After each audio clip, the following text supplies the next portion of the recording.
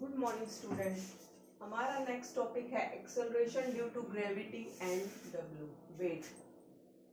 हमने last class में क्या पढ़ा था कि ग्रेविटेशन क्या होता है और यूनिवर्सल लॉ ऑफ ग्रेविटेशन यानी कैपिटल जी क्या होता है ना, ये पढ़ा था ना। अब हम पढ़ेंगे एक्सेलरेशन ड्यू टू ग्रेविटी यानी small g. Acceleration due to gravity को डिनोट करते हैं स्मॉल जी से, और वेट मतलब हम पढ़ेंगे एक्सेलरेशन ड्यू टू ग्रेविटी और वेट के बारे में। ठीक है, मान लो कि ये है हमारा अर्थ।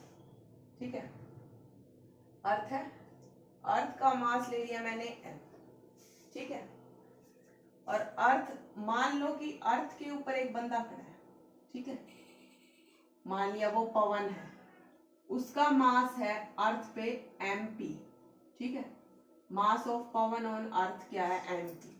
ठीक है, अब मुझे निकालना है calculate the force of attraction between these to, मतलब उस पवन का अर्थ के ऊपर कितना ग्रेविटेशनल फोर्स लग रहा है। ठीक है, उसकी वैल्यू निकालनी है। क्या?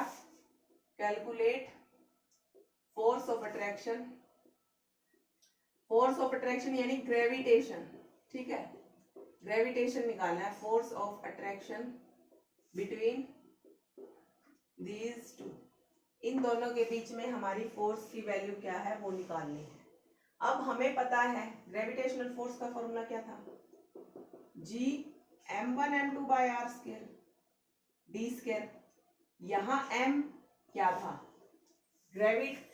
मास ऑफ अर्थ था, और ये क्या था, उस प्लेनेट मतलब अर्थ का जिसके कंपैरिजन में ग्रेविटेशनल फोर्स लगा रहे हैं उनके बीच का डिस्टेंस था ना d। और m2 क्या था, वो कोई भी दूसरा ऑब्जेक्ट था, उसका क्या था, मास था। तो अब मैंने क्या किया, यहाँ g यूनिवर्सल ग्रेविटेशनल कांस्टेंट, ये क्या है हमारा, मेरा mass of earth, mass of earth है, और ये क्या है मेरा मास ऑफ पवन, और बाय में क्या है, दोनों के बीच का डिस्टेंस मान लो मैंने ये क्या ले लिया, r। ठीक है, तो gravitational force of Pawan on earth मतलब किसी भी प्लेनेट के ऊपर क्या है, अगर हमें ग्रेविटेशनल फोर्स की वैल्यू निकालनी है तो इस फॉर्मूले से निकालते हैं।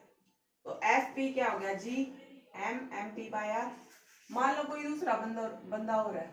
ठीक है, वो है मान लो एस सोनू कोई भी। ठीक है, तो फिर उसका मास कैसे निकालेंगे हम, मान लो एफ एस कैसे निकालेंगे, यूनिवर्सल ग्रेविटेशन कांस्टेंट, अर्थ के ऊपर निकाल रहे हैं तो अर्थ का मास। अगर आप मून पे जाके निकालते तो यहाँ मून का मास आता, अब अर्थ पे है तो अर्थ का मास। अब क्या है, उस सोनू का मास और बाय में क्या है, दोनों के बीच का डिस्टेंस क्या है, ये आर। यहाँ भी आर ही होगा, यहाँ भी आर ही होगा, और यहाँ भी क्या है, आर ही होगा। तो इससे अब हम देखिए इन दोनों चीजों के अंदर कॉमन क्या है, डिस्टेंस का स्क्वायर था ना, तो आर स्क्वायर। तो G M by R square और G M by R square दोनों में क्या है, ये चीज कॉमन है ना। इसको हम मान लेते हैं small g, means G M by R square equal to जी।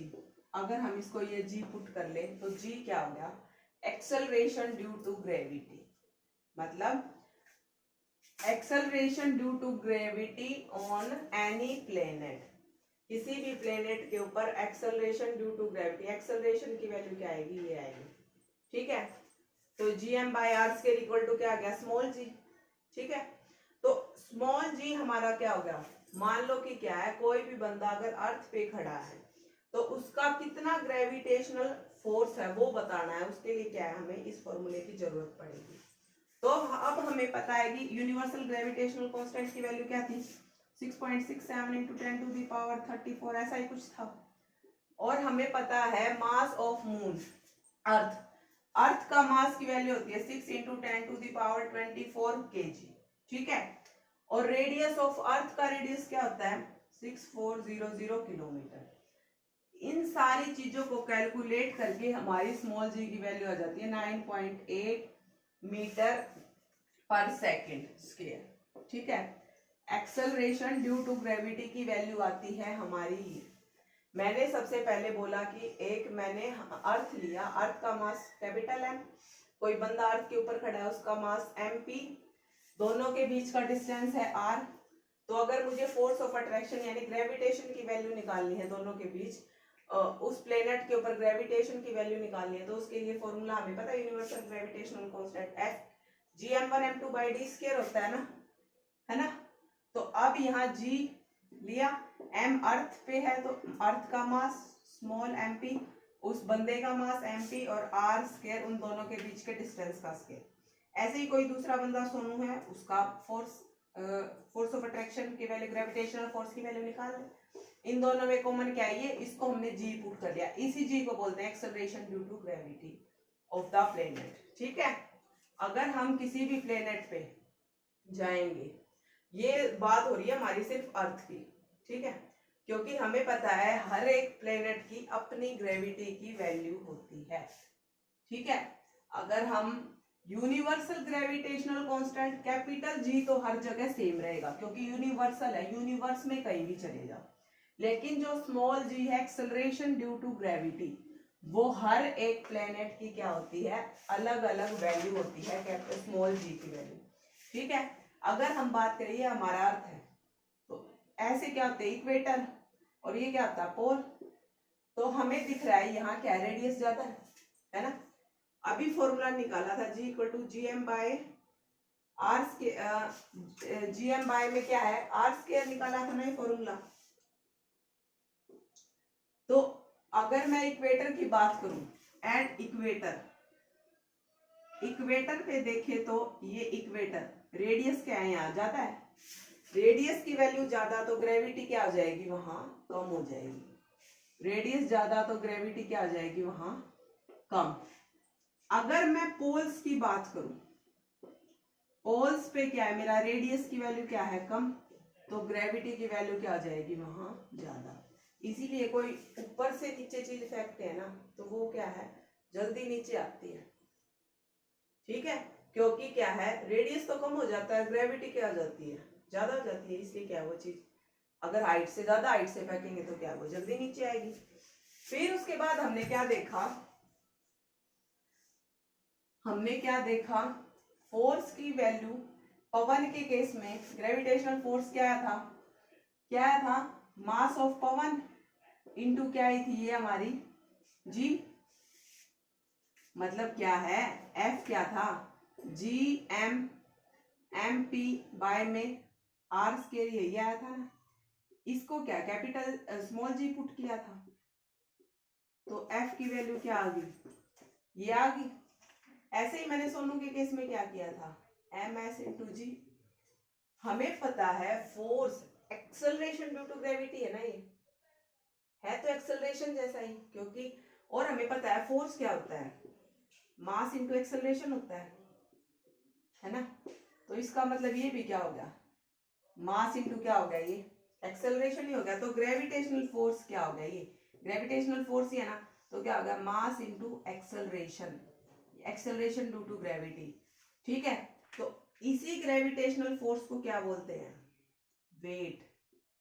तो वेट क्या होता है हमें पता है, W इज इक्वल टू क्या होता है, M इंटू जी, है ना।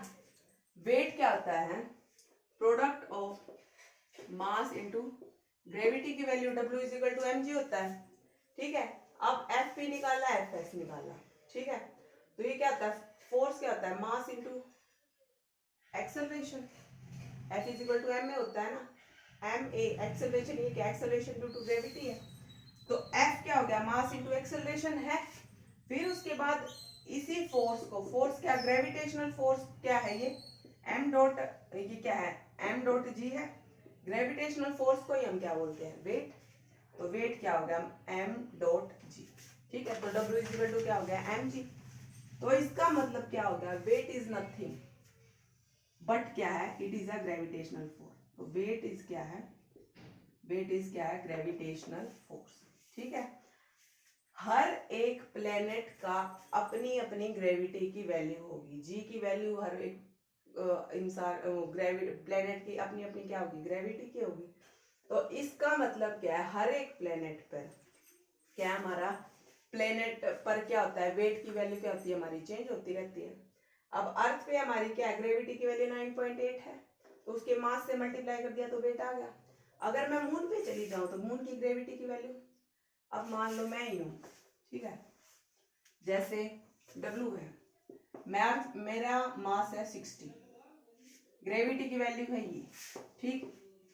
अर्थ के ऊपर बात हो रही है, अगर मैं मून पे चली जाऊं तो ये तो इतना ही रहेगा, लेकिन क्या है, ये ग्रेविटी की वैल्यू चेंज हो जाएगी ना, तो इसका मतलब क्या होगा, हर एक बंदे की क्या है, वेट की वैल्यू क्या प्लेनेट के ऊपर क्या होती रहती है, हर प्लेनेट पर हमारा क्या है, वेट अलग अलग होता है। क्यों? क्योंकि उस प्लेनेट, हर एक प्लेनेट की क्या अपनी अपनी ग्रेविटी की वैल्यू होती है।